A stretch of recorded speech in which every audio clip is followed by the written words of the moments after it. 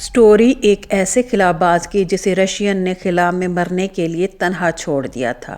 وہ پراسرار حادثہ جس کے نتیجے میں سیدھا وہ زمین پر آ کر گرے تھے۔ 40 سالہ کرنل ولادیمیر کوماروف سوویت یونین کے بہترین خلا باز تھے۔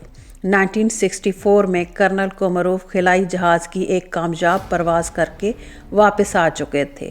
یاد رہے اس مشن کے لیے انہیں 1.5 لاکھ لوگوں میں سے چنا گیا تھا۔ 1967 میں ایک بار پھر رشین نے ایک خلائی مشن لانچ کیا۔ اس بار 2 اسپیس شپ کو لانچ کرنا تھا۔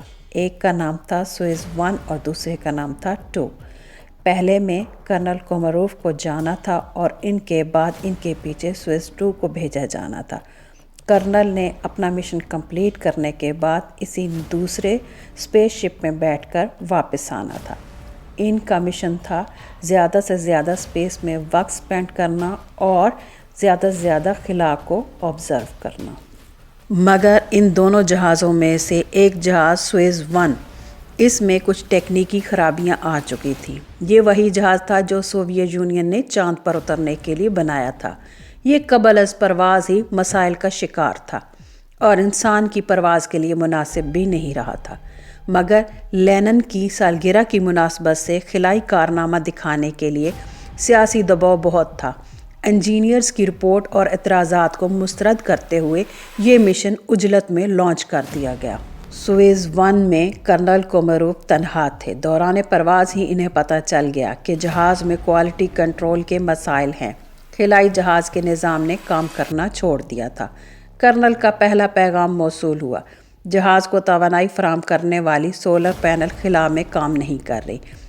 ان پیغامات کے موصول ہوتے ہی سوویت یونین کے خلائی مشن کی اعلیٰ قیادت یعنی کمانڈ نے یہ فیصلہ کیا کہ اب سویز 2 کو خلا میں نہیں بھیجا جائے گا، جس میں بیٹھ کر کرنل کوماروف کو واپس آنا تھا، کیونکہ سب جان چکے تھے مشن ناکام ہو چکا ہے۔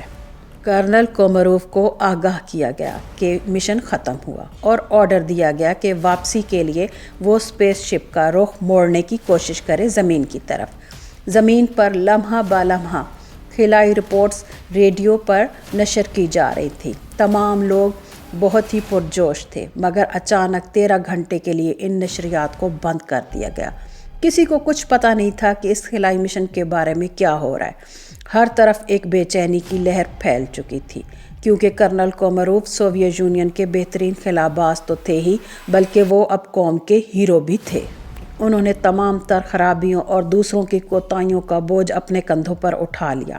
اس تباہ کن خلائی مشن کے باوجود انہوں نے جہاز کا منہ زمین کی طرف موڑ دیا تھا اور کامیابی سے وہ زمین کے مدار میں داخل ہو چکے تھے۔ اب کرنل کوماروف کو ایک نئی مشکل کا سامنا تھا۔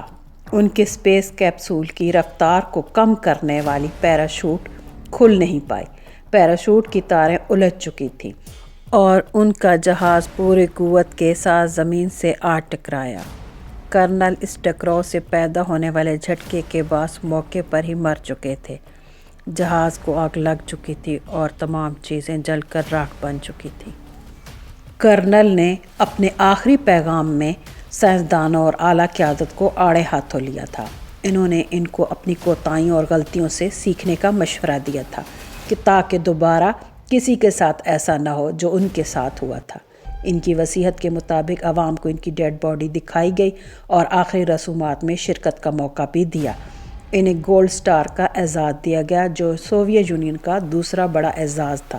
ان کی آخری رسومات ریڈ اسکوائر پر ادا کی گئیں اور ان کی باقیات کو کرملن کی دیوار میں دفنایا گیا، جو کہ ایک بہت بڑے اعزاز سے کم نہ تھا۔